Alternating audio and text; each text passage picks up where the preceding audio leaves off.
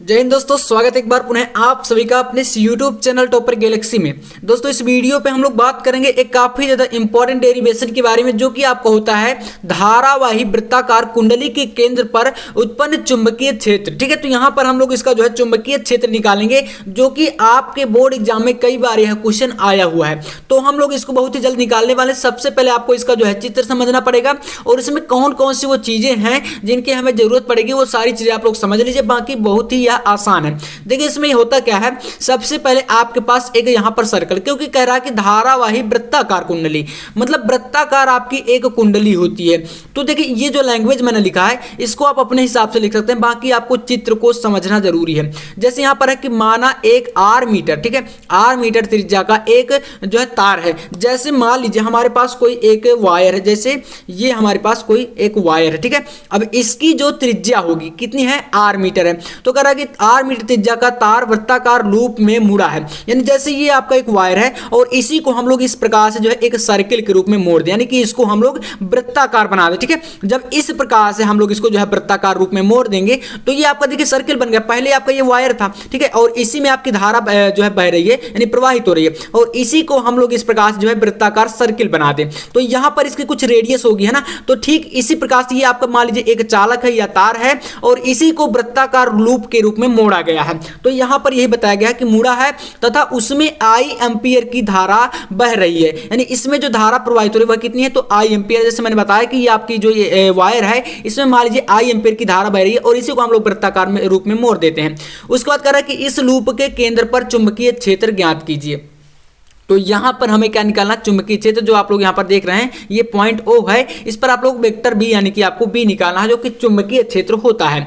तो इसको निकालने के लिए आपको कौन कौन सी वो चीजें देखिए जरूरत पड़ेगी। सबसे पहले आपने एक नियम पढ़ा होगा जिसे बोलते हैं बायो-सेवर्ट नियम। ठीक है, तो बायो-सेवर्ट नियम तो आपने पढ़ा ही होगा, काफी इंपॉर्टेंट है और ये आपका बायो-सेवर्ट नियम का अनुप्रयोग है। ठीक है, तो देखिए मैंने आपको बताया कि आपको नियम को पहले पढ़ लीजिए, लेकिन आपको नियम से ज्यादा जरूरी है उसके अनुप्रयोग पढ़ना, क्योंकि अगर समझ लीजिए आपको बायो-सेवर्ट का नियम नहीं आएगा तो आप इस नियम को, इस जो है मतलब डेरिवेशन को प्रूफ नहीं कर पाएंगे।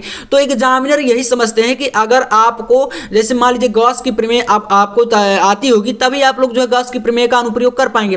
तो अनुप्रयोग काफी ज्यादा इंपॉर्टेंट है और वह काफी ज्यादा पूछे जाते हैं। बाकी आपको अगर अनुप्रयोग आ गए तो समझ लीजिए नियम तो अपने आप आ जाएगा। तो ये एग्जामिनर की मतलब सोच होती है, चाहे कोई भी मतलब आपसे क्वेश्चन पूछे तो ये तो एक प्रकार से सोच होती है। तो ये इसका क्या है, आपका ये डायग्राम है। अब इसमें आपका यहाँ पर क्या है, एक हम लोग पहले अल्प जो है इसमें पॉइंट मानेंगे, यानी कि इसको अल्पांश लेंगे। जैसे आप लोग पूरे जो वृत्त की परिधि है, पूरे सर्किल का जो आपका यहाँ पर परिधि का एक साथ तो निकाल नहीं सकते चुंबकीय क्षेत्र।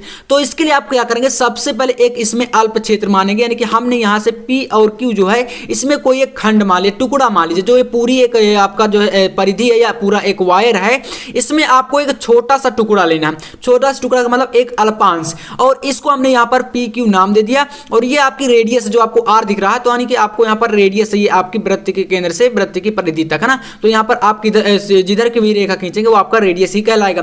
तो इसमें सबसे पहले ये तो आपको समझ में आ गया। अब हमें यहाँ पर जो है बायो-सेवर्ट नियम से पहले इसको लेके चलना है। तो इसमें हम लोग लिखेंगे बायो-सेवर्ट नियम से, है ना। तो देखिए यहाँ पर आपको लिखना है बायो, अब यहाँ पर कहीं कहीं पर क्या होता है सावर्ट रहता है या सेवर्ट ऐसा कुछ करके रहता है, तो आप समझिएगा बायो-सेवर्ट नियम से। ठीक है, नियम से। तो बायो-सेवर्ट नियम दोस्तों क्या होता है, तो ये आपका होता है डेल वी, क्योंकि अल्पांश के लिए हम लोग लेकर चलें, पहले हम लोग अल्पांश का निकालेंगे फिर उसके बाद पूरी परिधि का हम निकालेंगे और यही आपका आंसर आ जाएगा। तो ये आपका v इक्वल क्या होता है, यहाँ पर होता है μ0/4π, और यहाँ पर क्या होता है आई डी एल, अल्पांश डी एल क्या होता है, अल्पांश जो हमने यहाँ पर माना है I D L sine theta, है ना, साइन थीटा अपान ये क्या होता है आर स्क्वायर। आर क्या है आपका जो रेडियस होता है, तो ये आर स्क्वायर हो गया।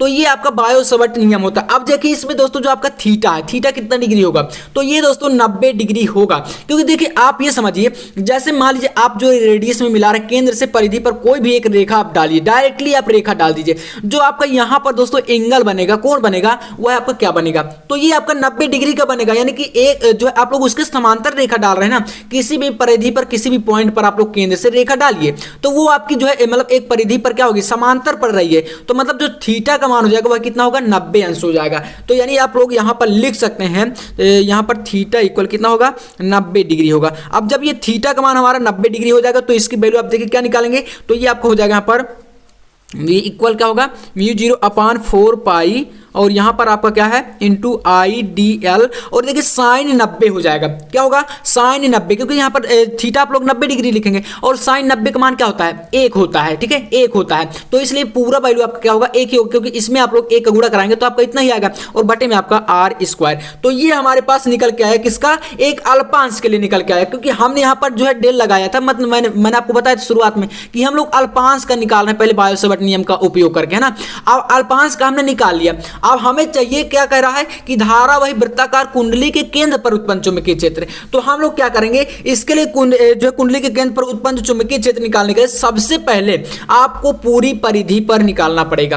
अब पूरी परिधि का आप कैसे निकालते हैं, तो आपने सुना होगा सिग्मा क्या कार्य करता है दोस्तों, सिग्मा का मतलब क्या होता है, तो सिग्मा मतलब इसी प्रकार से छोटे छोटे खंडों से मिलकर ही तो ये बना। जैसे मैंने आपको बताया था कि एक आपका ये वायर है, अब इस वायर में दोस्तों यहां पर हमने मान लिया कि एक छोटा सा टुकड़ा हमने इतना लिया, अब इतने छोटे से टुकड़े का हम लोग इसको जो है निकाले हैं, अभी जो है ये जो अल्पांश लेकर चले रहे थे, क्योंकि आइडियल है और डीएल क्या था आपका अल्पांश था, तो हमने अल्पांश का निकालना है चुंबकीय क्षेत्र। अब हमें इसी प्रकार के ये अल्पांश इतना हो गया, इसी प्रकार से यहां पर इतना अल्पांश हो गया, फिर इतना, मतलब छोटे छोटे ये अल्पांशों से मिलकर ही आपका पूरा चालक बना है और फिर इसी को मोड़कर पूरा एक जो है सर्किल बना दिया गया।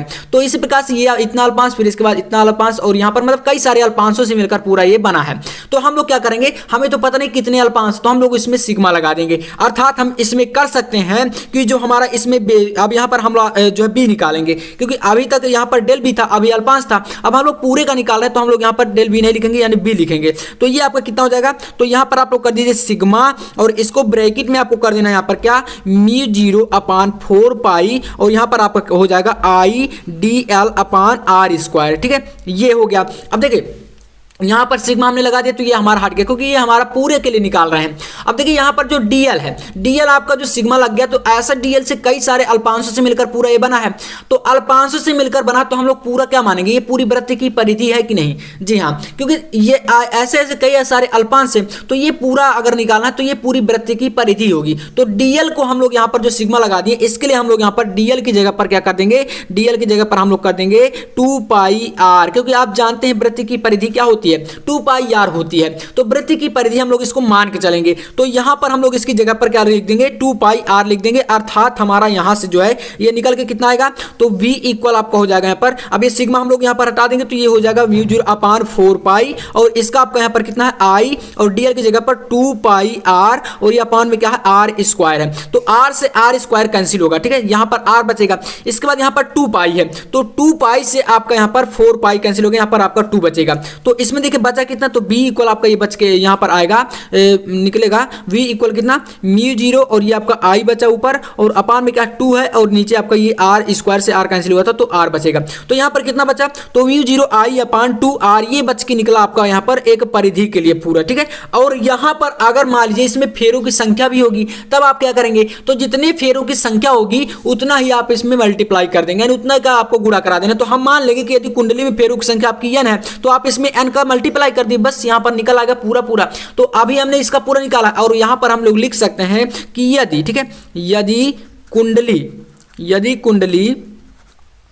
कुंडली में फेरों की संख्या, ठीक है, क्योंकि फेरे भी होते हैं, तो फेरों की संख्या अगर आपकी क्या हो n हो, फेरों की संख्या कैपिटल N हो, तब आप क्या करेंगे, तो वेक्टर b इक्वल कर सकते हैं आपका n में इस बार गुणा करा देंगे, तो म्यू 0 i और यहाँ पर क्या है 2r, तो ये आपका n का गुणा हो गया। तो कुंडली में फेरों की संख्या जितनी होगी उतने का आप लोग गुणा करा देंगे, बस इतना ही आपको करना है। काफी देखिए इजी है, बाकी आपकी बुक में थोड़ा सा जो है समझ में कम आ रहा था तो इसलिए मैंने इसको करा दिया क्योंकि ये काफी महत्वपूर्ण है। तो चलिए आशा करूंगा कि आपको समझ में आया होगा, समझ में आया तो लाइक कर देना और चैनल पर ना तो सब्सक्राइब भी कर लेना।